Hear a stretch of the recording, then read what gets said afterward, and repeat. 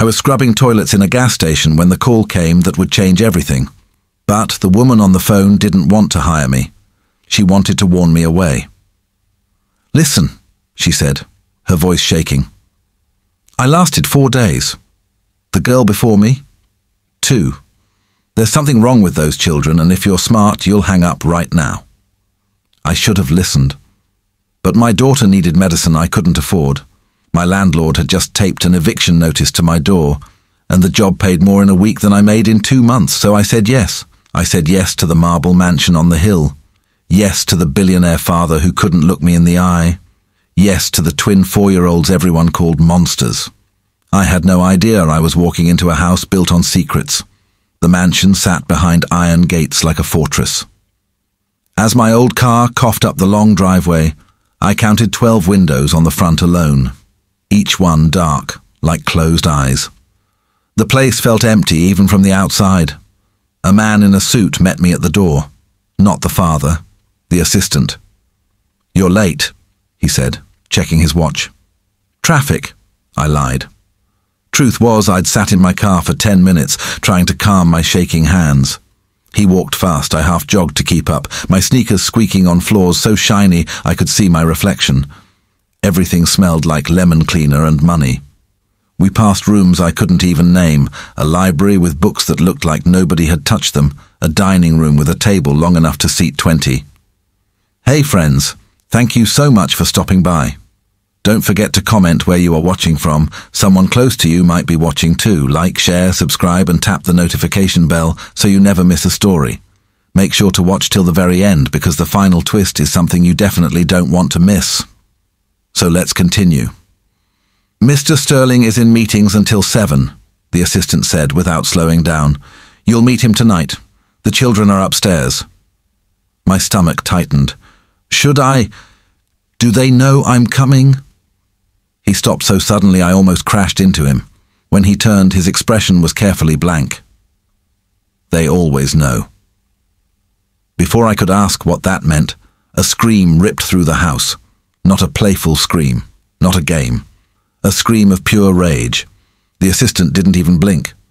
That would be Lily or James. Hard to tell them apart, even by sound. He started walking again. "Your room is 3rd floor, west wing. The children are 2nd floor, east. Try to keep them there." "Wait, you're leaving?" "I don't do childcare," he said. "Nobody does. Not anymore." He was gone before I could respond, his footsteps echoing down the marble hallway until they faded completely. I stood alone in a stranger's mansion, listening to another scream build and crash like a wave. I thought about my daughter Zoe, 7 years old and coughing so hard some nights she couldn't breathe. The doctor said she needed tests, expensive tests, the kind that people like me couldn't afford without insurance, and my job at the gas station didn't offer benefits. I climbed the stairs. The 2nd floor was different from the 1st. Where downstairs sparkled with cold perfection, up here felt lived in. Crayon marks streaked one wall. A stuffed elephant lay abandoned on the carpet. Somewhere a music box played the same 6 notes over and over. The screaming had stopped. That felt worse somehow. "Hello?" My voice cracked. I cleared my throat and tried again. "Lily? James? My name is Sarah. I'm here to—" Something hit the back of my head. I spun around. A wooden block lay on the floor behind me. Above, on the 2nd floor landing, 2 small faces peered through the railing. Identical faces. Pale skin, dark curls, eyes like storm clouds. They didn't look like monsters. They looked like babies. "That wasn't nice," I said, rubbing my head. It didn't really hurt, but I wanted to see how they'd react. The girl, Lily, I guessed, tilted her head like a curious bird. The last lady cried. "The one before that ran away," James added. He said it like he was discussing the weather. "Well, I'm not running." I picked up the block and climbed the stairs slowly, keeping eye contact. And I don't cry easy. "But I bet you two are good at making people upset, huh?" They glanced at each other. Some silent twin language passed between them. "Why are you different?" Lily asked. "Different how?" "Your skin." She pointed at my arm. So direct, so honest, the way only small children can be. Yeah, I noticed that about me too. I smiled. Anything else different? James frowned, like I'd broken a rule by not getting offended. You're not scared. Should I be? Another look between them, then simultaneously they bolted. I heard doors slam, drawers open, something shatter. This was the test. This was where the others had failed, chasing them, yelling, trying to force control. I'd worked with difficult kids before at the church daycare. I knew the truth that most adults forgot. Children weren't trying to be bad. They were trying to be seen. I sat down on the floor right there in the hallway, and I waited. 5 minutes passed. Then 10. I hummed quietly, the same song I sang to Zoe when she couldn't sleep. A door cracked open. James peeked out. Aren't you going to chase us? Nope. Why not? Tired. I stretched my legs out. Long day. Plus you're going to come back anyway. No, we're not. Lily's voice came from another room. Okay. I kept humming. More silence. I could feel them listening, trying to figure out my game. The thing was, I didn't have a game. I was genuinely tired, the kind of exhausted that lives in your bones when you've been afraid for too long. Lily appeared next, stepping into the hallway like she was approaching a wild animal. What are you singing? Just a song. It's pretty. She sat down across from me, just out of reach. James crept closer too, pretending he wasn't interested. My daughter likes it, I said. You have a kid? James looked shocked, like the concept of adults having their own lives had never occurred to him. She's 7. Her name is Zoe. Where is she? Lily asked. With my neighbour. Miss Paula watches her when I work. Why can't she be here? James sat down too now, close enough that I could see the freckles on his nose. The answer was complicated. Because your father is rich and I am not. Because people like me don't bring their children into places like this. Because I'm the help and the help stays invisible. But I just said, different job. This one's about taking care of you two. We don't need taking care of, Lily said, but her voice was small. Everyone needs taking care of. I looked at her until she met my eyes. Even people who act tough. Something shifted in her expression, like a wall cracking. The other ladies were mean, James said quietly. They yelled a lot. Did you give them a reason to yell? Maybe. He picked at the carpet. But they were mean first. They looked at us like we were broken. My heart squeezed. You're not broken. How do you know? Lily's voice was barely a whisper. Because broken things don't protect each other the way you two do. They stared at me like I'd just spoken another language. I saw how you looked at each other before you ran, I continued. That was teamwork. That was love. Broken things can't love like that. Lily's eyes filled with tears. She blinked them back fast, tough as nails. Our mom died. The words hit me like a truck. I'm sorry. It was a long time ago, James said, but his voice shook. We were 2. Doesn't matter how long ago. Still hurts. How do you know? Lily demanded. My mom died too. I was older than you, but yeah. It still hurts. We sat there in the hallway, 3 people who'd lost something they couldn't get back. The sun coming through the window shifted, painting gold stripes across the floor. Are you going to leave? James finally asked, not planning on it. Everyone leaves. Well, I'm stubborn. I stood up, knees cracking. Now, you 2 eaten dinner?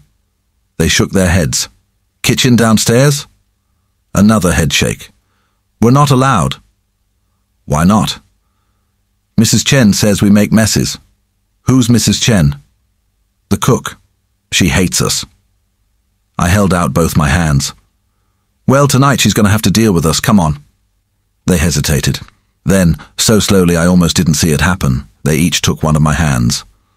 Their fingers were small and sticky and perfect. We went downstairs together. Mrs. Chen did not, in fact, love us invading her kitchen. She was a thin woman with steel-grey hair and an expression like she'd just smelled something rotten. Children eat at 6, she snapped. It's past 7. Then I guess we're late. I smiled at her. What's for dinner? They have chicken nuggets in the freezer. Every night? She shrugged. They don't complain. I looked down at Lily and James. You like chicken nuggets? They're okay, Lily said softly. Translation, they hated them. How about we make something together? I opened the massive fridge. It was stuffed with ingredients. Fresh vegetables, expensive cheeses, things I couldn't even name. Mrs. Chen, you mind if we use some of this? Mr. Sterling pays for that food, she said coldly, and Mr. Sterling hired me to take care of his kids, so. We had a stare down. I'd faced scarier things than an angry cook, like the power company threatening to shut off my electricity, like holding Zoe while she coughed up blood. Mrs. Chen looked away first. Don't make a mess. We made a mess. We made grilled cheese with fancy bread and butter that probably cost more than my car payment. We made tomato soup from scratch. Lily stood on a stool and stirred while James carefully tore up basil leaves. They laughed when flour poofed into the air. They argued over who got to press the sandwiches down in the pan. They acted like normal, happy kids. Mrs. Chen watched from the corner, her expression unreadable. When we sat down to eat at the small kitchen table, not the fancy dining room, James took a bite and smiled so big I thought my heart might burst. This is the best food ever, he said. It's grilled cheese, baby. It's not that special. It is, Lily insisted, because we made it. After dinner, we cleaned up together. They showed me where things went, proud to be helpful. I was drying the last pot when I felt eyes on me. Mr. Sterling stood in the kitchen doorway. He was younger than I expected, maybe mid-30s, with the kind of face that belonged on magazine covers. Sharp jaw, tired eyes, expensive suit slightly loosened like he'd just come from somewhere important. He looked at his children like he wasn't sure who they were. Dad! James ran to him, then stopped a few feet away, suddenly shy. Hey, buddy. Mr. Sterling's smile didn't reach his eyes. You guys eat? We made grilled cheese, Lily said. Sarah showed us how. His gaze shifted to me. I saw him take in my clearance rack jeans, my box braids pulled back in a simple ponytail, the way I didn't quite fit in his gleaming kitchen. You must be Sarah. Yes, sir. Just David is fine. He loosened his tie another inch. I see you survived day one. We weren't that bad, James protested. No, you weren't, I agreed. They were great. David's expression flickered with something, surprise, doubt. Well, that's good. He checked his watch. It's late. Kids should be in bed. Can Sarah put us to bed? Lily asked. That's her job, he said, but there was an edge to his voice I couldn't quite read. Upstairs, their bedroom was enormous. 2 separate beds shaped like race cars, toys everywhere, a window seat overlooking the dark garden. It should have felt magical. Instead, it felt lonely. They both wanted the same story, some book about a dragon who was afraid of his own fire. I read it slowly, doing different voices for each character. By the last page, they were both yawning. Sarah? Lily's voice was sleepy. Will you be here tomorrow? I'll be here. Promise? I thought about the 17 nannies who'd promised before me. I promise. That's what they all say, James mumbled into his pillow. I know, but I mean it. I stayed until they were both asleep, watching their small chests rise and fall. Whatever was broken in this house, it wasn't them. I found David in his study, a glass of whiskey in one hand, staring at a computer screen. They're asleep, I said from the doorway. He nodded without looking up. You can go. Your room is ready if you want to stay tonight, or why don't you put them to bed? That got his attention. He turned slowly, his expression carefully neutral. Excuse me? Your kids. Why don't you tuck them in?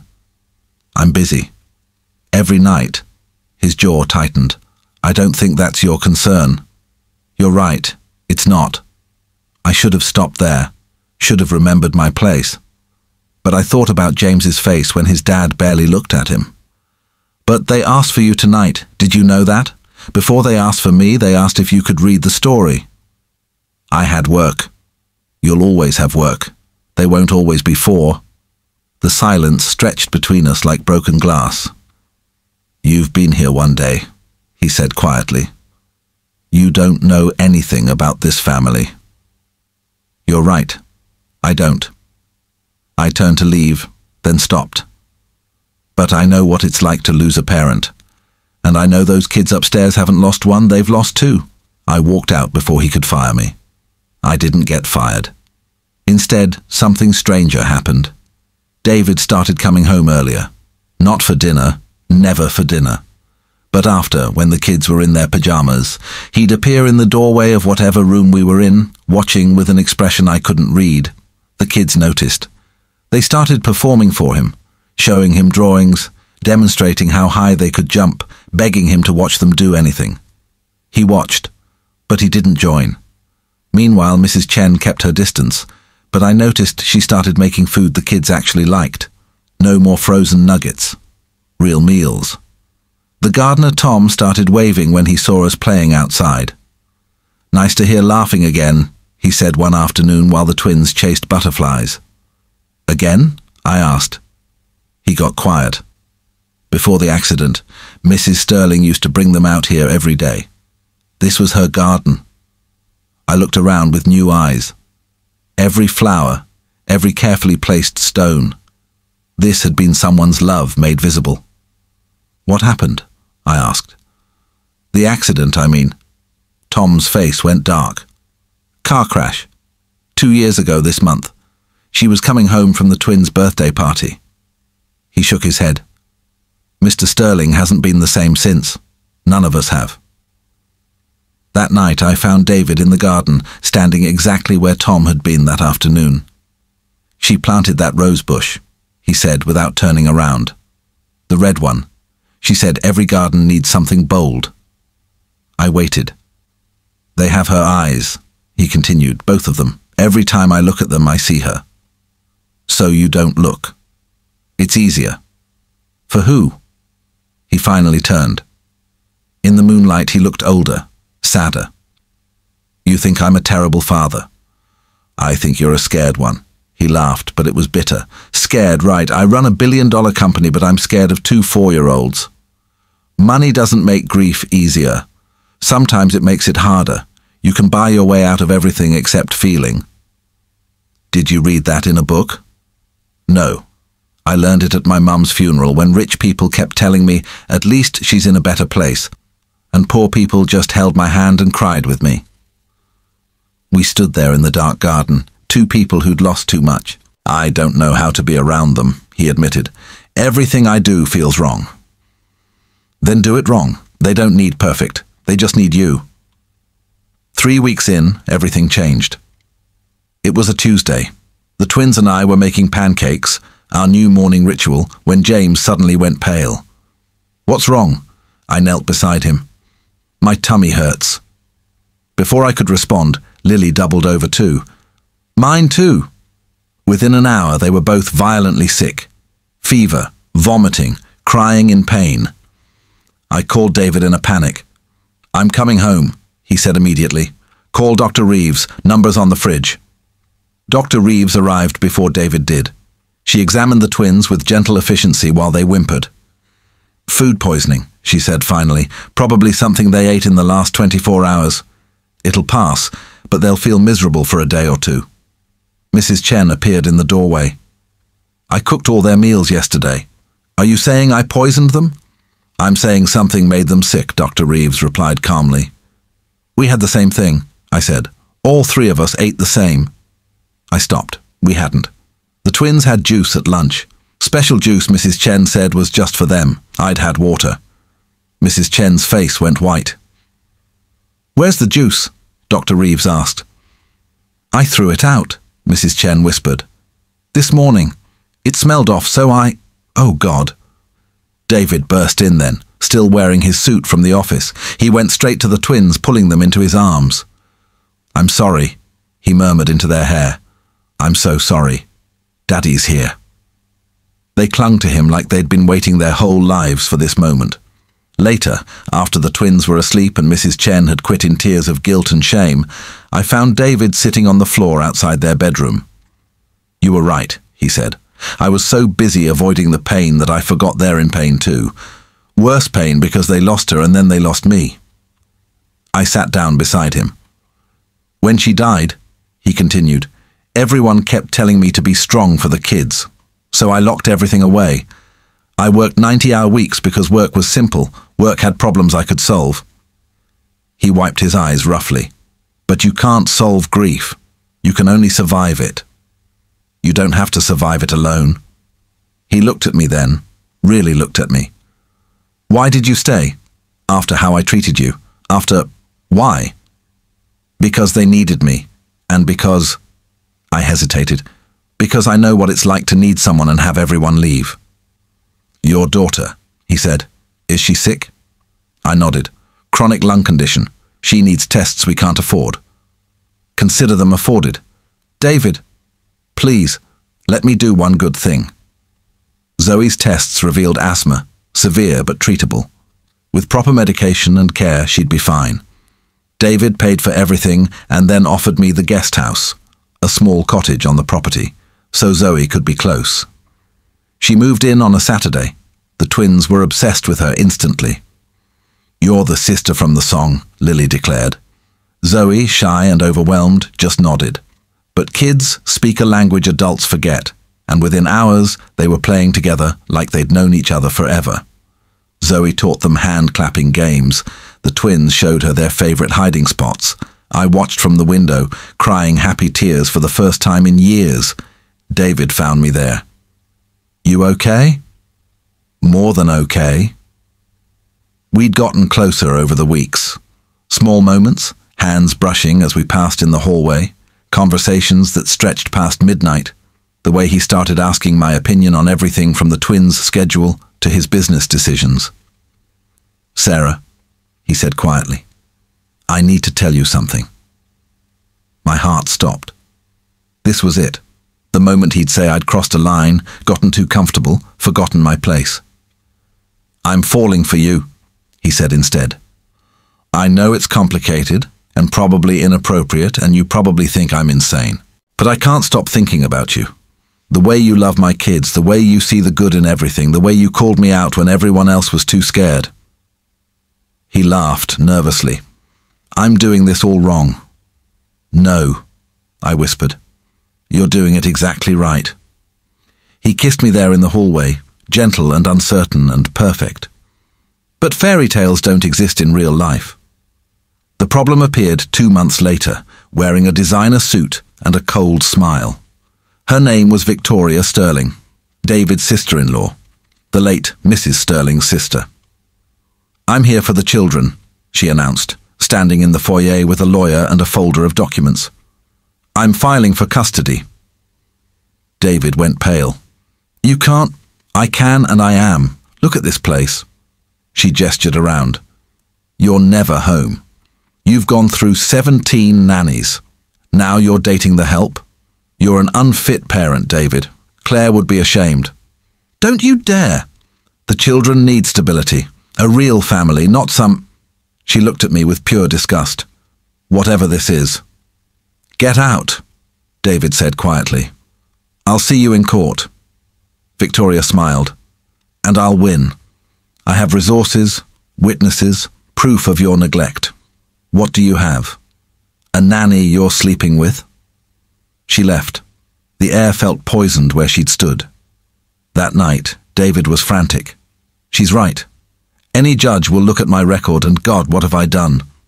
We'll fight this." "With what?" "She's going to paint you as..." He couldn't even say it. "This is my fault. All of it." The twins sensed something was wrong. They got quieter, clingier. Lily started wetting the bed again. James stopped smiling. "What's happening?" Lily asked me one night. "Is Aunt Victoria going to take us away?" I wanted to lie, to promise everything would be okay. Instead, I held her close and said, "I don't know, baby, but we're going to fight for you." "Why?" James's voice cracked. "Nobody else ever has." The court date arrived grey and raining.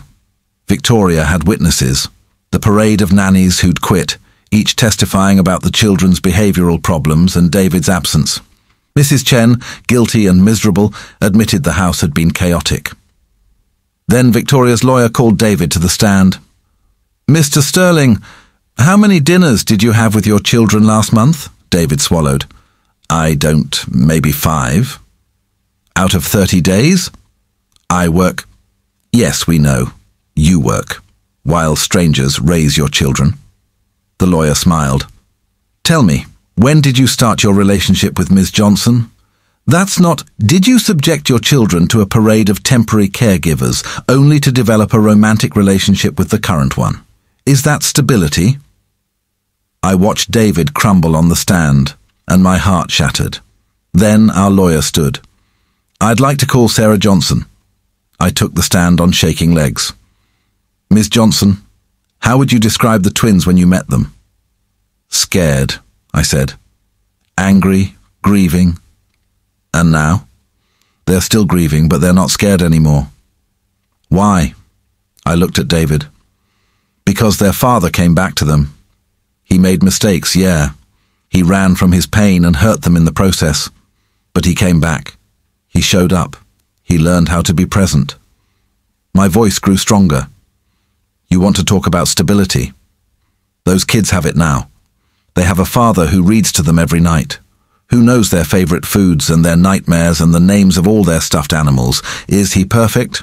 No, but he's theirs, and he loves them more than anything." "And your relationship with Mr. Sterling?" "Started because we both love those kids. Everything else came after." Victoria's lawyer stood. "Ms. Johnson, isn't it true you needed this job to pay for your daughter's medical care?" "Yes." "So you had a financial incentive to ingratiate yourself?" "I had a financial need," I interrupted. "But I fell in love with those kids before I ever thought about their father.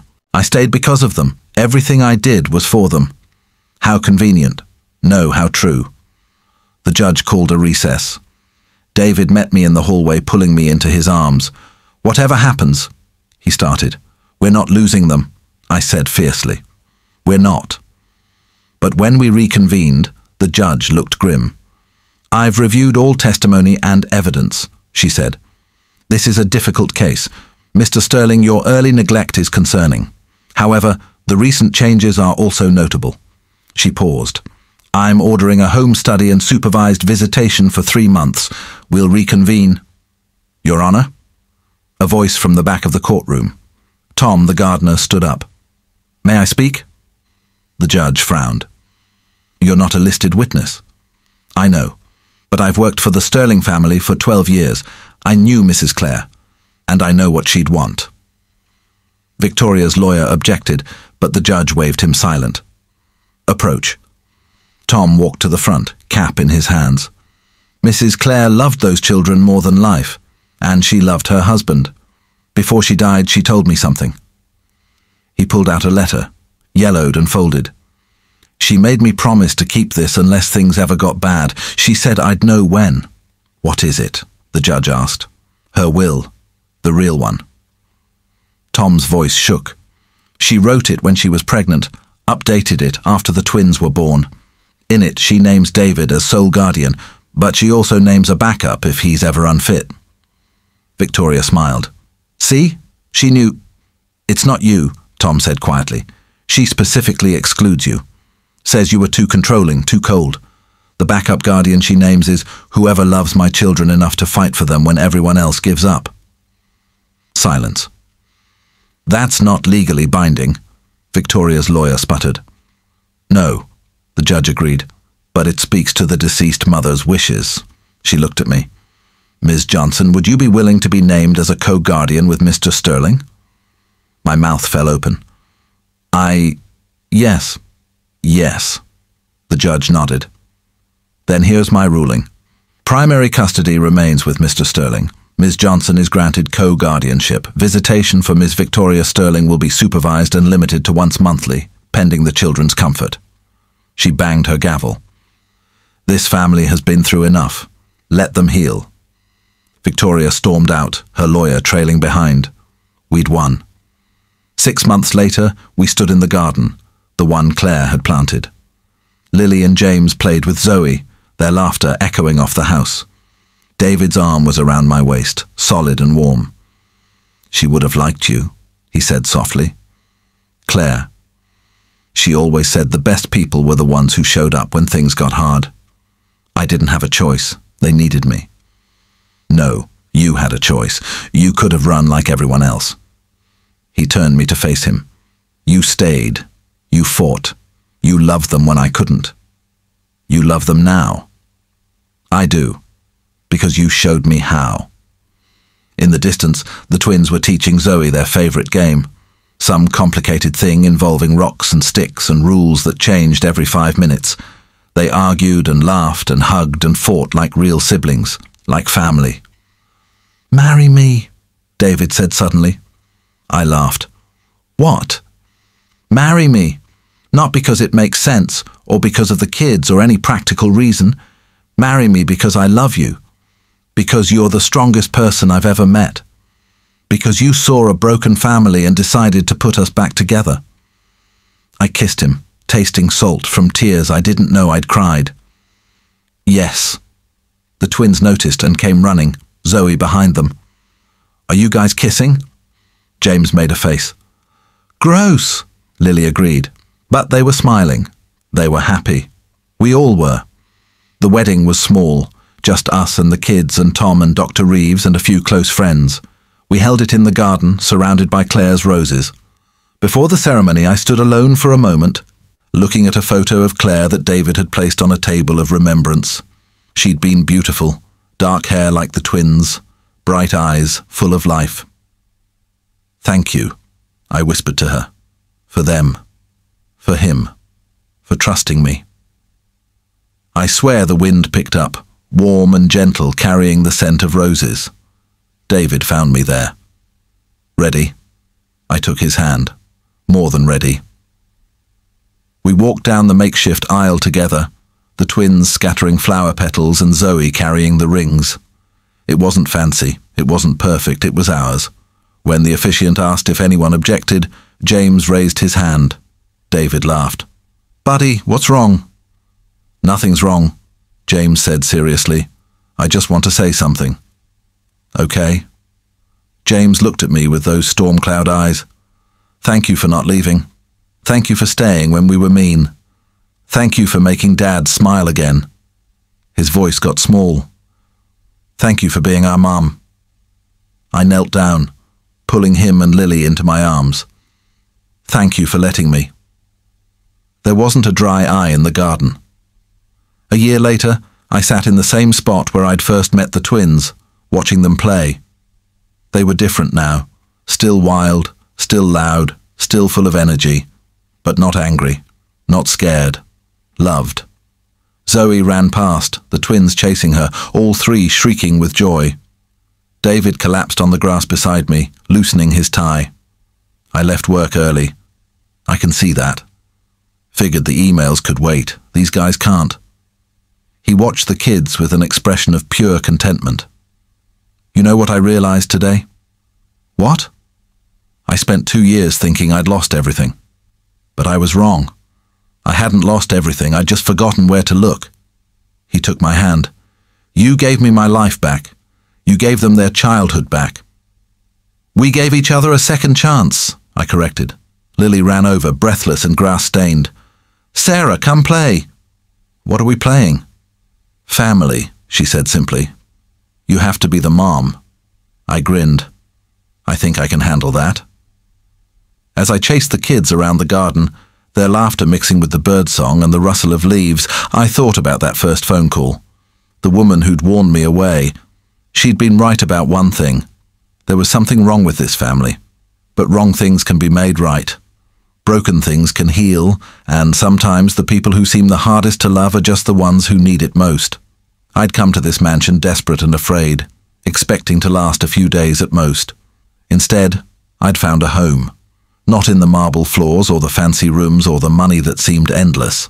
In the 4-year-old twins who tested me and trusted me and taught me that love isn't about being perfect.